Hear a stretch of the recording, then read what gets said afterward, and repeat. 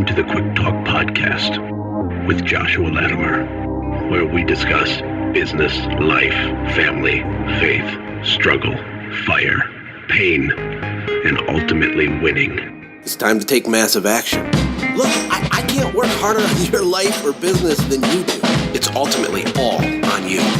You know, God created all the food the birds would ever need, but he doesn't put it in their nest.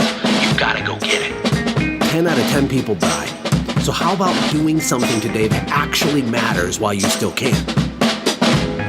Hey everybody, welcome to the Quick Talk Podcast. Josh here. I hope you're having a great Monday. It's a new week in the second month of 2018. I'm on my journey. You're on your journey. Our journeys might be a little different, but there are a lot of parallels, my friends. Let me tell you, I just got back from an amazing trip in San Diego with my wife at a small business event, and it was pretty stinking awesome. One of the reasons it was awesome is because I went with just my wife and our newborn, our 4-month-old, and it was kind of like a little vacation, really, for me and her, which was awesome because I do have 5 kids. But of course, we missed our kids the whole time. So if you have kids, you can relate to that. But we got a lot done. I got to speak. I got to do a live podcast. It was very successful. It was a lot of fun. I met a lot of new people. And I also made a great business connection that was really, really important to my goal to get to 10 million with Send Gym this year. And which was one of the biggest reasons I went to that event. So I'll keep that in the secret down low for the moment. But the real secret reason I went there, the number one thing was to make this connection, and it happened, and it was awesome, and it's going to be a big deal. So what I want to talk about today is fear of success. So a lot of people struggle with fear of failure, or at least they think they do. And that's a real thing, right? I mean, looking silly or falling on your face or having things go wrong, that's a real fear, and I can definitely understand that for sure. But there's another, oftentimes more common problem called fear of success. And I did a little bit of research on this, and it's surprising to me how big of a reality this is. And there's lots of different weird mental stuff going on with this, but I don't know, I thought it'd be valuable to talk about, because when I was in San Diego, the one thing that kind of smacked me across the face when I got there was how much wealth there is in our country. Just massive, huge, stupid, massive amounts of wealth. It was unbelievable. And obviously California is a humongous state, and San Diego is one tiny speck of a city in a huge state, and California is one state in an entire gigantic, humongous country, and everybody's different, and there's poverty everywhere, and there's wealth everywhere to some degree. But for some reason, when I saw the bay full of sailboats, I'm not into sailing, but they're not inexpensive to buy a sailboat. I was just thinking, okay, every one of these yachts and these sailboats, they have a story, like there's an owner attached to them. And some people that have maybe a lower level of thinking might look at that and say, oh, look at all these people scamming everybody. Look at all these people who are the 1%ers, screwing over the rest of the world. And the fact of the matter is that is not why there's that many yachts. Some of them, I bet a couple of them definitely came from some evil, dirty money or someone being, corrupt or something, because that stuff is real, but it's not the norm. The norm is that if you provide massive value to the world, money is a byproduct. It's the evidence of the value that you're providing to the world. If you serve one person, you make one person's worth of value. If you serve 1 million people with a product or service or idea or whatever, you make 1 million people's value that you gave them worth of money. And the point is that everybody has a story. And when I talked to Jonathan Potoshnik, who has a 80-truck lawn care business in Texas that does over $10 million a year, you look at someone like him, and I'm just kind of like, and then I look at somebody else that has this little struggling business. I'm like, what is the difference, right? Well, a lot of it's mental stuff. Like Jonathan came from nothing and didn't have any silver spoon. He wasn't given anything. He literally built that, and he did it quick. I can't remember the exact year he started it. It's called City Turf. But it was like it was less than 15 years ago, like 10 or 12 years ago or something.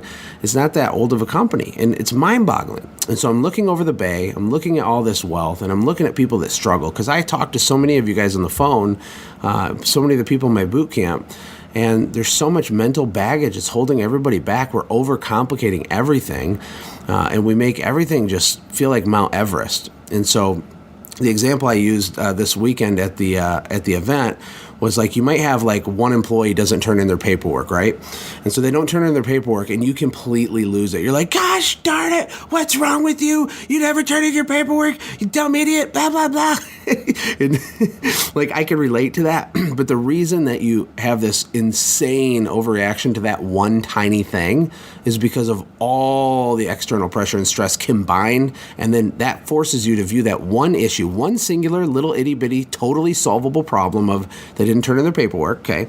It makes that tiny issue feel like Mount Everest. It's not Mount Everest, but it feels like you have to climb Mount Everest just to solve this one thing. It's actually like a 30 minutes worth of creative thought type of thing, and you implement a new system or policy, you change the way you motivate or drive behavior, you change the pay and attach it to the paperwork. Like, it's totally fixable, like 500 different ways, right? It's hard to have a small business. But when I look at people like Jonathan, one of the biggest differences is that him and then this other guy named Rohan Gilks, who has several multi-million-dollar businesses, they're both obsessed with sales and marketing. And then they built the operations around the momentum of sales and marketing. And the people I work with do it backwards. And so when I ask myself, why do people hold back on sales and marketing? Why do they change their own brake pads or read a bunch of posts on a group forum somewhere about different lawnmowers or different pieces of equipment for carpet cleaning? Like, why does our brain go there instead of going to, how do I acquire more customers? How do I understand the numbers of acquiring customers? How do I do this? How do I scale? How do I sell? How do I raise my average ticket? Most people aren't obsessed with that. They almost view it as like a necessary evil.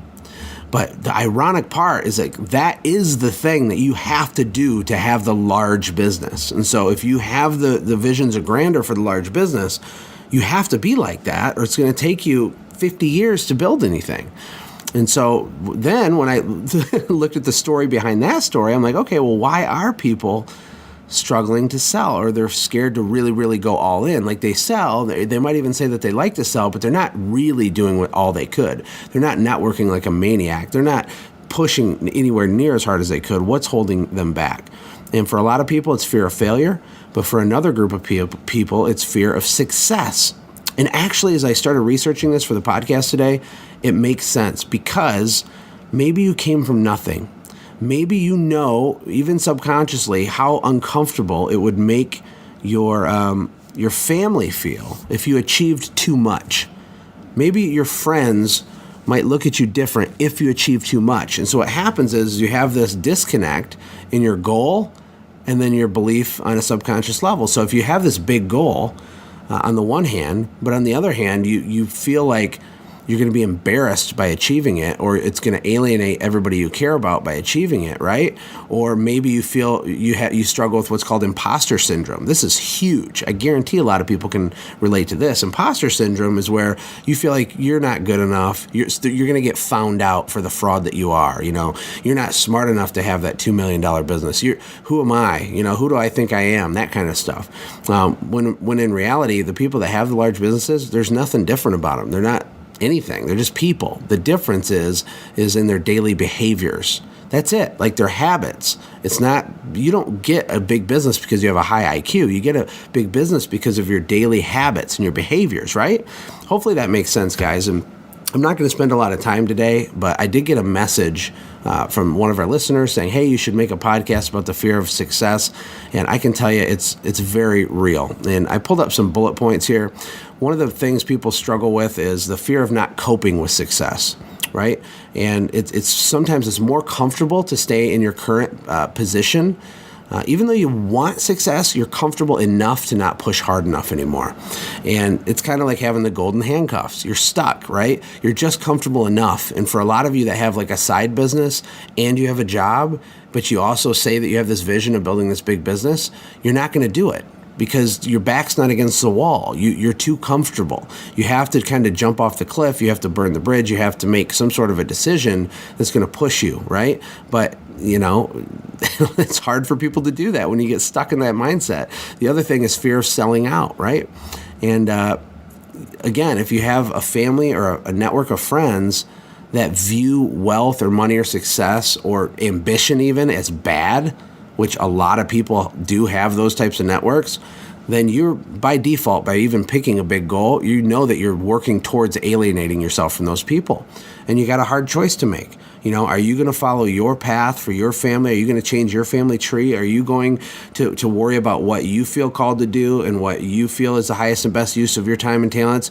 Or are you going to purposely sabotage yourself to stop someone else from thinking something bad about you, right? Like, oh, you're just a sellout, right? I think that's powerful. And the other one is fear of becoming someone else. And I think this is awesome, because what happens is they say that money changes people, right? So if you have money, it changes you. Well, I don't believe that. I believe that money multiplies. It multiplies what you already were, right? So if you're poor and you're greedy, and by the way, poor people can be extremely greedy. They're not generous. They don't give. They clench their fist on every dollar. They're cheap. And rich people can be like that too. But it's not the money that makes them like that. They just are like that.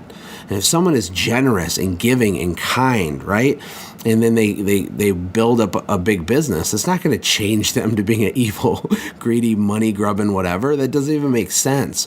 And I know enough successful people to know that that's true, But when you're looking at it from the outside in, I understand why it's easy to go there and just assume that other people must have done something bad to have all this stuff, or they must be a bad person. I can promise you that is not the case. It's not the case. But if you do have a fear of becoming someone else, then maybe you do struggle with a fear of success. I promise you're going to be the same awesome person as you always were after you hit your big goal. The money isn't going to make one iota of difference to that. It's just going to amplify what you already are. And we often self-sabotage without even know that we're doing it, right? We have a mediocre effort on a Monday or a Tuesday. We have a mediocre month, but we kind of secretly justify it to ourselves because it's like, well, I'm blessed to be where I am, and it's okay. It's okay. I deserve to take a break, and you can do that. It's not like it's wrong to do that, but you got to understand that you're self-sabotaging yourself by doing that. The Super Bowl just ended yesterday. And Tom Brady, lost, and it was a great game and everything, but you can't compete at the highest level and have what you say that you want, which is this big, beautiful, automated business. You can't have that level of success without putting in the level of effort that's required to have that level of success. You just can't. So it's not going to magically happen just because you have it as a goal. It's not. You have to change. And each day where you don't leave it all in the field, where you're not selling and marketing and getting sharp in that area and measuring your time and being a better leader and CEO of your company, every day that you don't push yourself is a day that you're slowing down your advancement towards, what you say it is that you want. So I hope that's helpful. It's fixable. But step one is understanding that it's even a thing.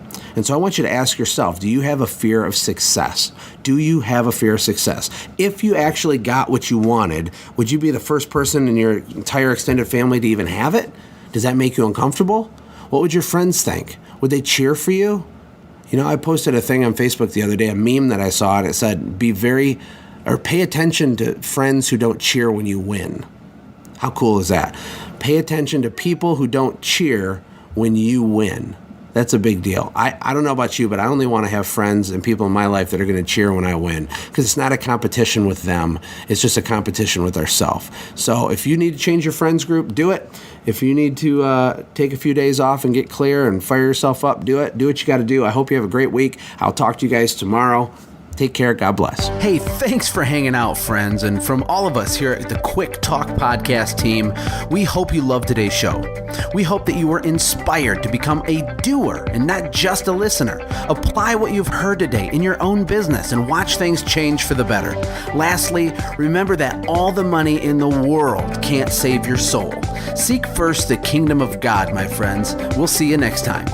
For more information about the Quick Talk Podcast or Joshua's other businesses, visit our website, quicktalkpodcast.com. Have a blessed day.